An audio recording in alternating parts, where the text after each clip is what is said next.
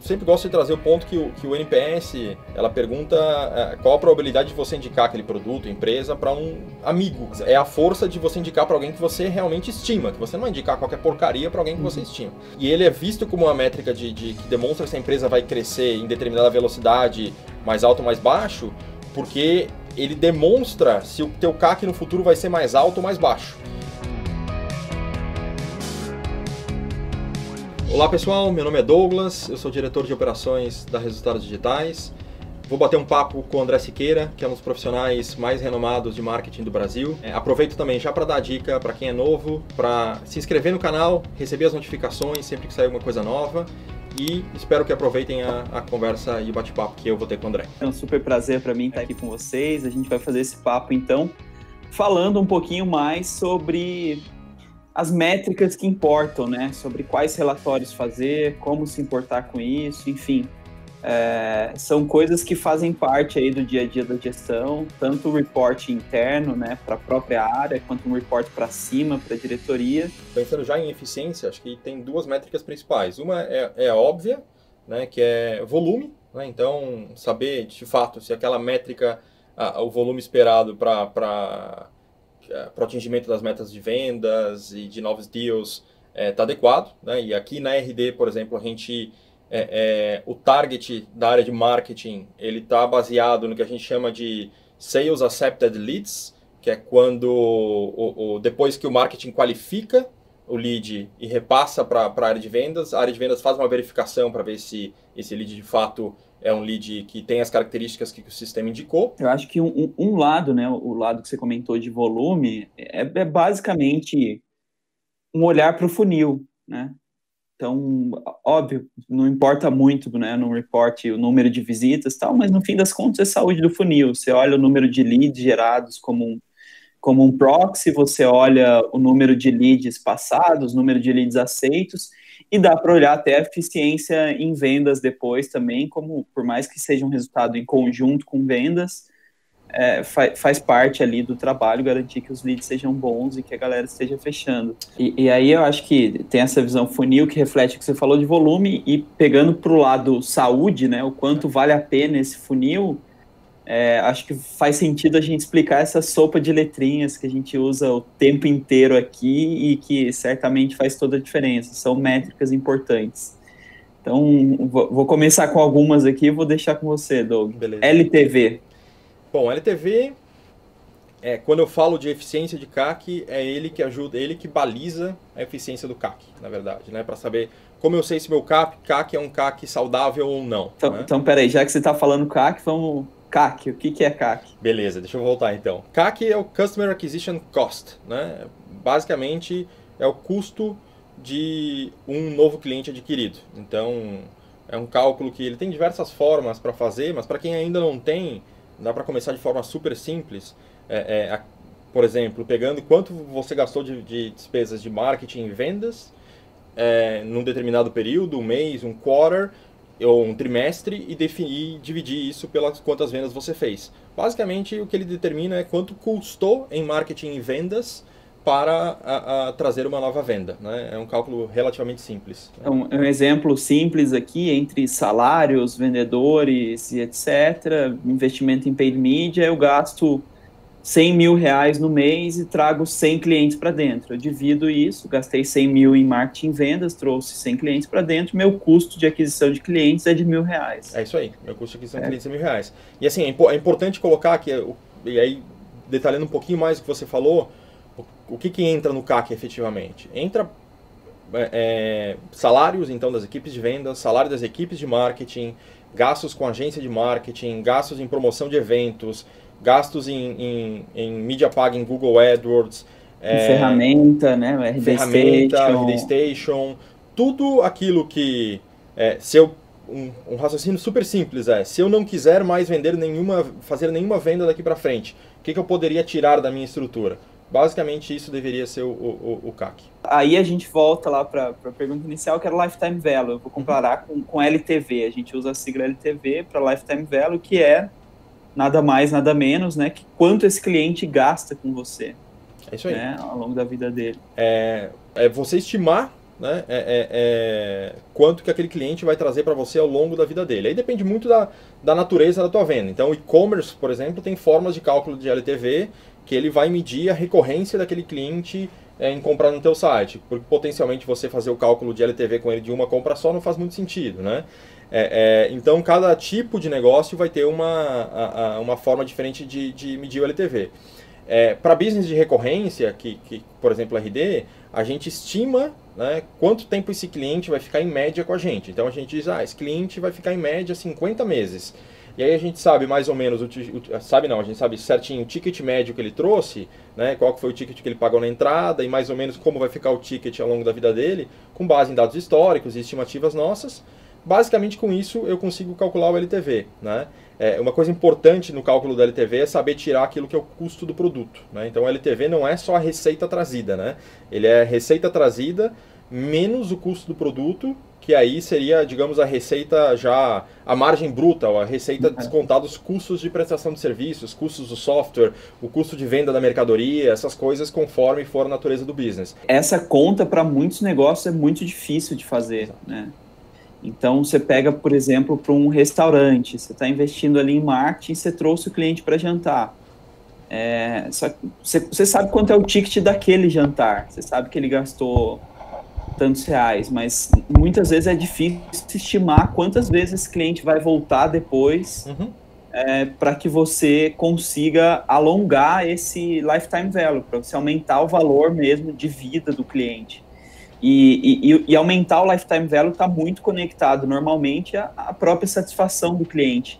Então, por mais que não seja necessariamente uma métrica de marketing, está tudo conectado. Então, medir, por exemplo, o que a gente chama de NPS, né, o Net Promoter Score, é você fazer aquela pergunta de 0 a 10, quão provável é que você recomende o nosso serviço, o nosso produto. É uma forma de entender se as pessoas estão satisfeitas e o fato delas estarem satisfeitas muito provavelmente indica que elas vão voltar mais vezes. Isso aumenta o lifetime value, aumenta o quanto um cliente gasta com você. Isso tende a aumentar também o quanto você pode investir de marketing para trazer esse cliente. Uma dica para quem ainda não tem dados históricos, medidos, sólidos e tal, uma dica é dar uma pesquisada em benchmarking no mercado. Geralmente tem artigos, tem blogs que falam de determinadas indústrias. Então vai ter algum artigo que diz quantas vezes um cliente retorna em média num restaurante conforme o tipo de restaurante.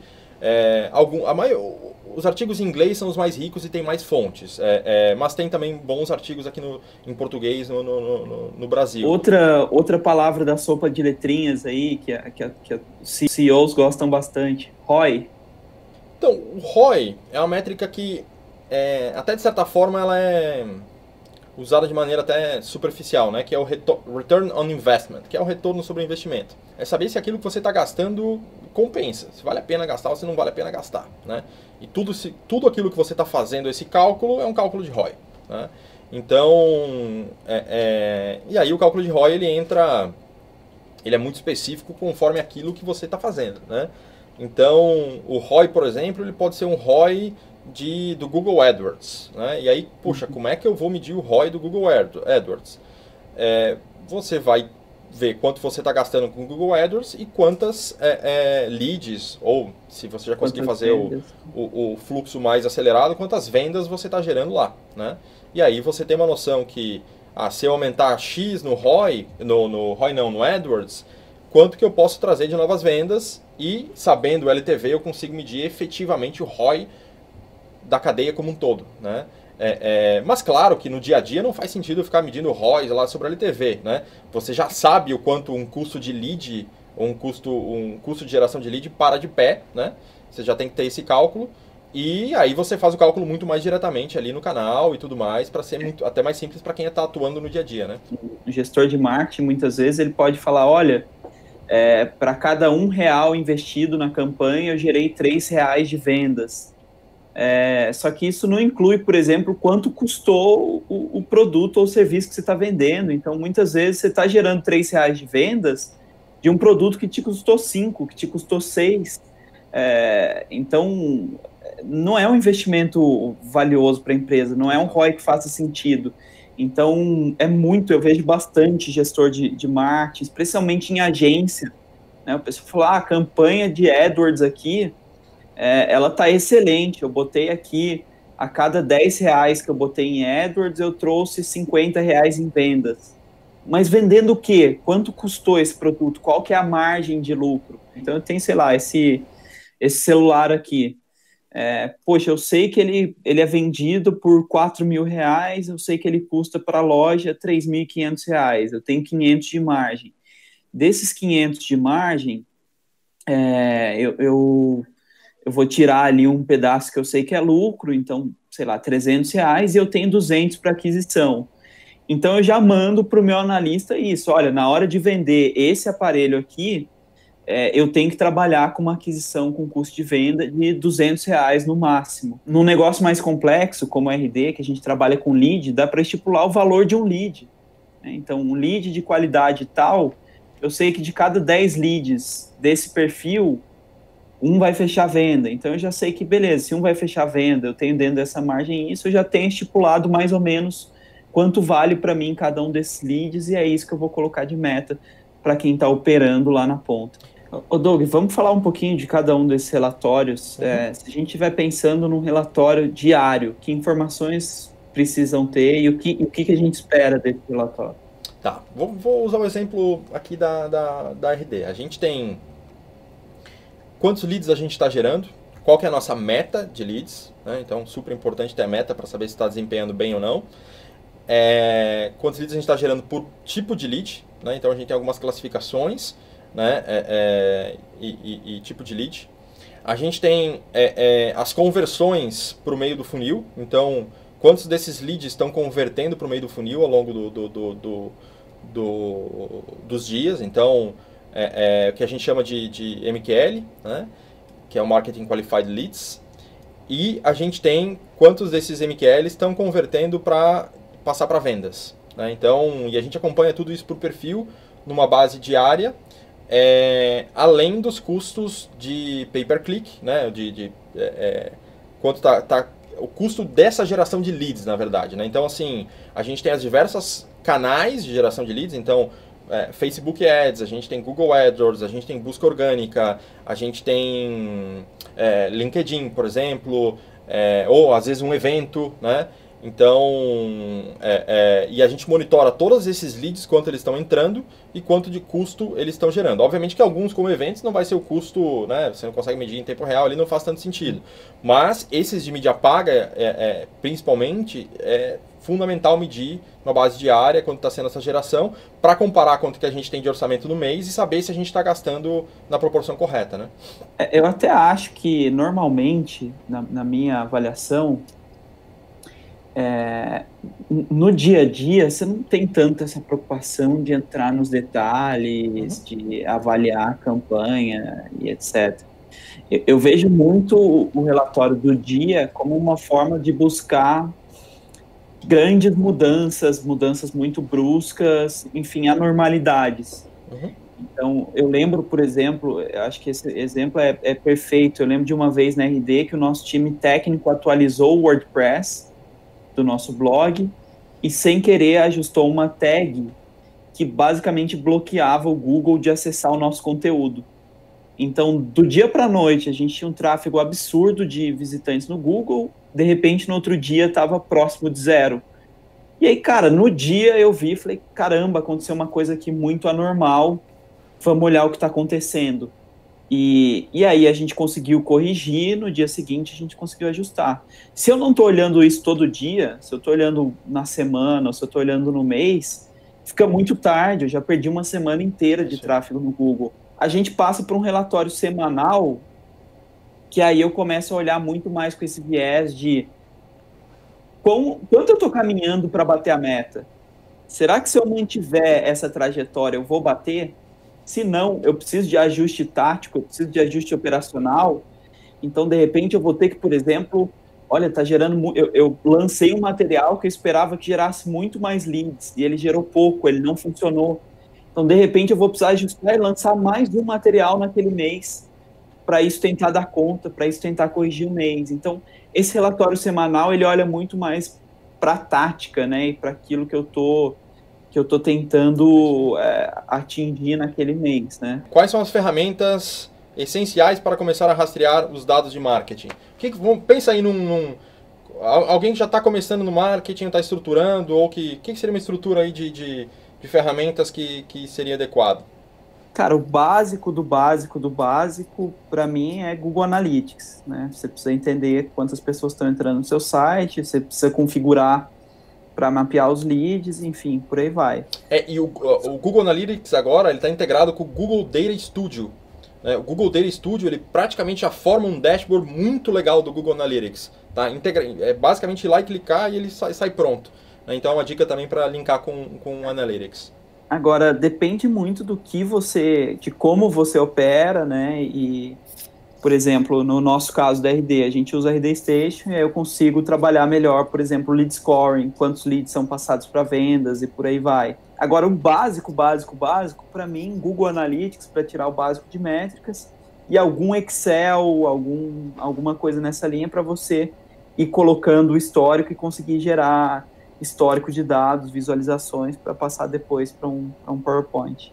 A minha maior dica é barato controlar, só que exige disciplina, né? Exige que você saiba o que você quer ver, que você garanta que os dados estão assertivos, que você tenha uma rotina de atualização daqueles relatórios, de análise, de acompanhamento e tal.